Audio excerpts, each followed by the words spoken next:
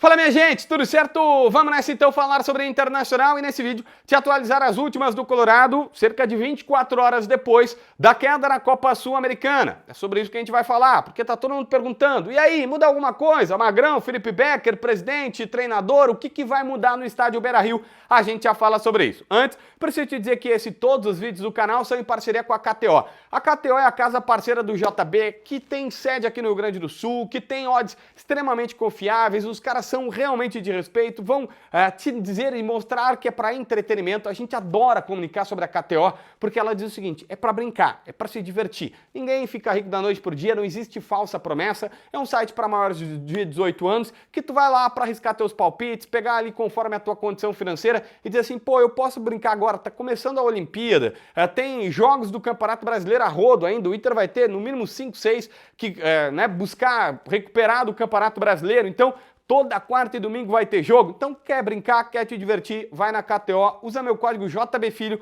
esse código te dá uma free bet de entrada e tu ganha uma moralzinha por lá, beleza?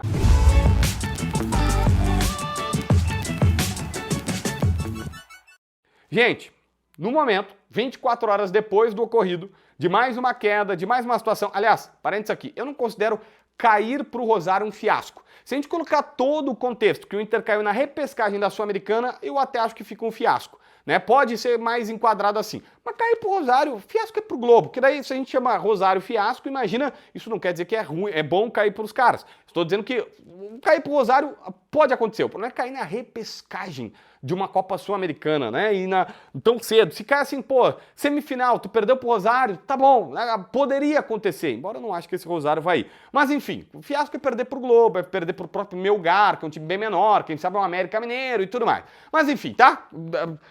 Passada a queda, por enquanto tá seguindo todo mundo. Ninguém diz ninguém confirma que vai todo mundo permanecer, mas que não tem uma decisão. Tá? Por enquanto, Felipe Becker segue e por enquanto o Magrão segue. Eu vi pressão, inclusive, no Felipe Dalegrave, que é advogado, ou era advogado do Inter e passou a ter um cargo um pouquinho mais de gerência. Depois que ele voltou, quando o Inter vai fazer a contratação do Borré, foi o David Bandeira, ele e depois o presidente. Quando o presidente voltou, o David Bandeira sai, o David Bandeira vai trabalhar com o John Textor nas empresas do grupo do John Textor, entre eles Botafogo e Lyon, e aí o presidente promove o Felipe Dalegrave, que é sobrinho do grande ex-dirigente do Internacional. E aí ele é promovido. Eu já vi até pressão em cima dele recentemente, que era um cara que normalmente trabalhava mais no bastidor. Mas por enquanto segue todo mundo. Segue Magrão, o Abel não quer vir, porque o Abel acha que precisaria vir, para vir teria que ter autonomia, teria que ter mais, a gente chamou de protagonismo, mais gerência, e o presidente não quis dar, então, por enquanto, todo mundo está seguindo no Internacional. É isso que eu tenho para te dizer. Quando mudar, se tiver alguma alteração, isso não quer dizer que não vai ter alteração, tá?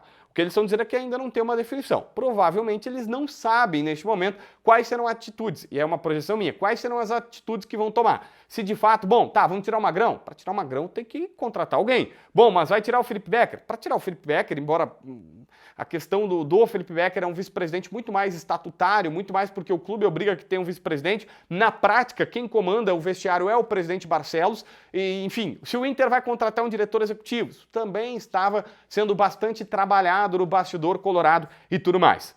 Gente, algumas questões importantes a gente precisa colocar aqui pra galera, tá? Mesmo que neste momento não tenha assim, uma definição sobre a diretoria e sobre as mudanças que podem acontecer ali, o Inter teve um prejuízo na casa dos 24 milhões de reais por cair antecipadamente da Copa do Brasil e antecipadamente da Sul-Americana.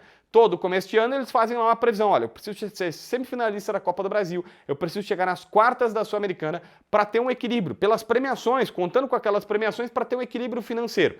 No Brasileirão, o Inter já tem 24 milhões confirmados que tem de prejuízo. No Brasileirão, o Inter orçou ser quarto colocado. Quarto, neste momento é 12º. Se terminasse hoje o Brasileirão, obviamente iria parar no STJD, porque seria o menor Brasileirão de todos os tempos, né? Mas enfim, nesse cenário, terminando nesse cenário, o Inter na 12ª colocação, o prejuízo do Inter entre o que for orçado, o que precisa ser alcançado, o que está sendo alcançado agora, seria de 48 milhões de reais. Sim, o Inter teria um prejuízo gigantesco financeiro. E olha, agora não tem mais 20% das receitas de TV para vender pelos próximos 50 50 anos. O Inter já sabe que vai ter que agir para atacar algumas frentes de prejuízo que está tomando por cair antecipadamente.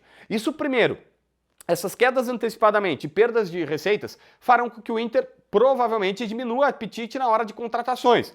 Bom, o Vitão está por ser vendido, o Inter falava em 2 zagueiros, se falava em um meia para reserva do Alan Patrick, já que o Johan caiu meio que em desgraça com o torcedor e não estava tão bem. O Roger queria atacante de velocidade, porque ele só tem 2, tem o Wanderson e tem o Wesley. O Kudê não jogava com atacante de velocidade.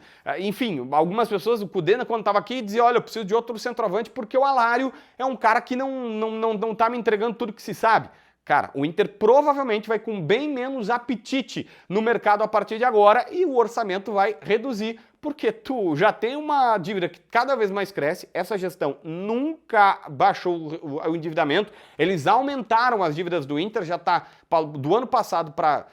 nos últimos 2 anos pulou de 600 para 650 milhões, de 2022 para 2023, durante o ano de 2023 aumentou mais 50 milhões de reais. Então o certo do Inter aqui seria reduzir a folha. Nós estamos falando aqui de um Vitão que tem possibilidade no Betis para ser vendido, um Alário foi procurado pelo time do Crespo na Arábia, o empresário está dizendo que ele não deve sair, mas se chegar uma proposta não duvido que vá. O Arangues, está todo mundo negando, o empresário dele, o André Cury, o Inter, que aquela notícia que os chilenos estão dando que a Universidade Católica quer ele, que seria a chance dele voltar para casa, a família já voltou para o Chile depois da enchente, foram para lá e estão pedindo para ele voltar. Olha, numa dessas já pode ser interessante, salário que, né, com luvas e tudo mais, chega perto de 800, 900 mil ali, para o Inter pode ser interessante. Um Wanderson foi especulado para sair, o Bustos está com a cabeça na Europa, teve até o Matheus Dias que recentemente se falou no futebol da Dinamarca. Para o Inter pode ser interessante. Nós estamos falando aqui de Vitão, Alário, Arangues, Wanderson, todos caras que são perto de R$1 milhão,